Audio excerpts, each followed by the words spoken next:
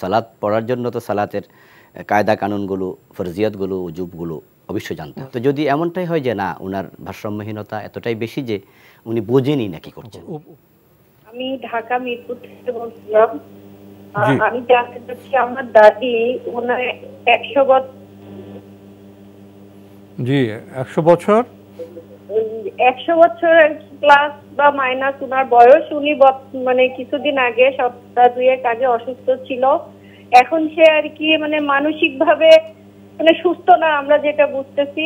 উনি মানে কিছুই বুঝছে না, এক কথায় উনি যে অসুস্থ ছিল ভুলে গেছে। এখন সে নামাজও পড়তে পারছে না, এবং এখন কি তার উপর নামাজ ফরজ কিনা আর রোজাও তার উপরে ফরজ কিনা সেটা জানতে চাচ্ছি। উনি এক কথায় রাতে 2টা-3টার সময় উঠেও দেখা যাচ্ছে কাজ করতেছে, খাচ্ছে বা হচ্ছে এই টাইপের, মানে উনি ওনার মানসিক ভাবে এক কথায় ভারসাম্যহীন বোঝা যাচ্ছে।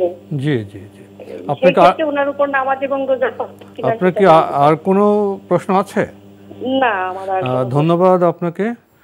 আপনার দাদি 100+ বয়স, আল্লাহ ওনাকে হায়াত দিয়েছেন। আপনি বলছেন অসুস্থ, বুঝতে পারেন না,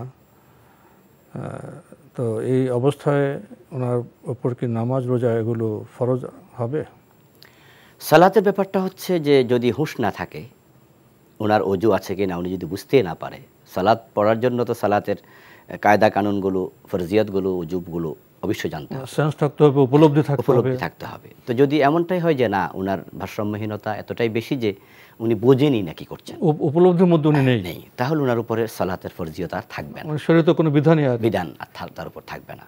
এখন সালাতের যেহেতু কোনো কাফফারা নেই, সালাতের কাফফারা সালাত, এই জন্য আমরা বলবো ওনাকে যদি মনে করিয়ে দেয়া যায়, একটু গাইড দেয়া যায়, সাথে নিয়ে নামাজ পড়া যায়, ওনাকে অনুসরণ করতে বলা হয়, তখন যদি অনুসরণ তিনি করেন, তাহলে পরিবারের কেউ সাথে নিয়ে ওনাকে নামাজের ট্রেন করবে। ওনার ক্ষেত্রে আমরা সাধারণ যারা মুসলিম, যেমন সূরা ফাতিহা পড়তে হবে, অন্য সূরা পড়তে হবে, যার এরকম অবস্থা সব ভুলে যান, উনি কি শুধু সুবহানাল্লাহ সুবহানাল্লাহ বলে সালাত মানে উনি অনুসরণ করবে, পাশে একজন দাঁড়াবে, উনাকে বলবে যে আমার সাথে আপনি পড়তে থাকেন, উনি যা পারেন সুবহানাল্লাহ পড়েন, হ্যাঁ উনি যা পারেন, যে আপনি শুধু নামাজের মতো রুকু করবে, সেজদা করবে, যেহেতু তার সেন্স নেই, বোধ নেই। আর সাওমের ব্যাপারে আমরা যেটা বলবো সেটা হচ্ছে, তার সামর্থ্যবান সন্তান অথবা আত্মীয় স্বজন যদি থাকে, তাহলে ফিদিয়া দিয়ে দেখ, প্রতিটা রোজার পরিবর্তে একজন গরিব মিসকিনকে দুবেলার খাবার অথবা খাবারের টাকা দিয়ে দেখ। কেউ কেউ বলেন একবেলা, মানে হচ্ছে আসলে নর্মালি তো আমরা ভোর রাতেও খাই, প্রথম রাতেও খাই, এই জন্য দুবেলা দিলে সুবিধা বেশি, গরিব বেশি পেল, যিনি দাতা তিনি সওয়াব বেশি পেলেন। এই জন্য আমরা একের কাছে গেলে হয় কি, দুজনই বঞ্চিত হয়, কারণ দাতা বঞ্চিত হয় সওয়াব থেকে, গ্রহীতা বঞ্চিত হয় টাকা থেকে। যদি সামর্থ্যের সমস্যা এসে যায়, জি সেক্ষেত্রে তিনি একবেলা পারবেন, সামর্থ্য কম থাকলে। আমরা জানলাম গুরুত্বপূর্ণ বিষয়ে। প্রিয় দর্শক, আমরা নতুন প্রশ্নে যাচ্ছি। আসসালামু আলাইকুম, পরিচয় দিয়ে প্রশ্ন করুন। লাইনে আছেন? জি, লাইনে থাকলে আপনার পরিচয় দিয়ে প্রশ্ন করুন।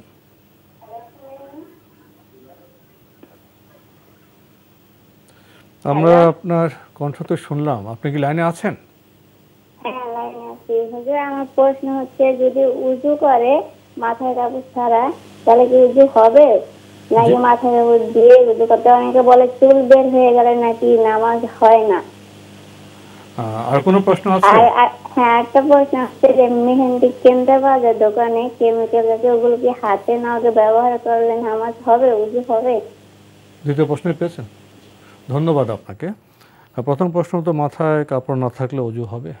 মাথায় যদি কাপড় না থাকে অজু হয়ে যাবে, যদি এমন জায়গায় তিনি অজু করেন যেখানে তার পর্দার কোনো সমস্যা নেই, পরপুরুষ দেখার কোনো সম্ভাবনা নেই, তাহলে সেখানে মাথায় কাপড় না থাকলে কোনো সমস্যাই নেই। শহরে বাথরুমে যে, হ্যাঁ, কিন্তু যদি তিনি এমন কোনো জায়গায় অজু করেন যেখানে অন্য কেউ দেখে ফেলতে পারে, তখন তার অজুটা হবে, বাট তার ফরজ তরক হলো গুনাহ হবে। এই জন্য আমরা তাকে বলবো যে এমন ওপেন প্লেসে যদি কখনো অজু করতে বাধ্য হন, তখন নিশ্চয়ই তিনি ফরজিয়তের দিকে তাকিয়ে অজুটা করবেন। আর দ্বিতীয়টা ছিল যে তিনি বললেন মেহেদি যেগুলো কিনতে পাওয়া যায়, সে মেহেদি যদি হাতে অথবা নখে ব্যবহার করে অজু হবে কিনা। যদি সেখানে প্রলেপ পড়ে না যায়, যে প্রলেপের কারণে অজুর পানি আস্তরণ পড়ে যাওয়ার সম্ভাবনা থাকে, তাহলে সেটা দিয়ে অজু হবে না।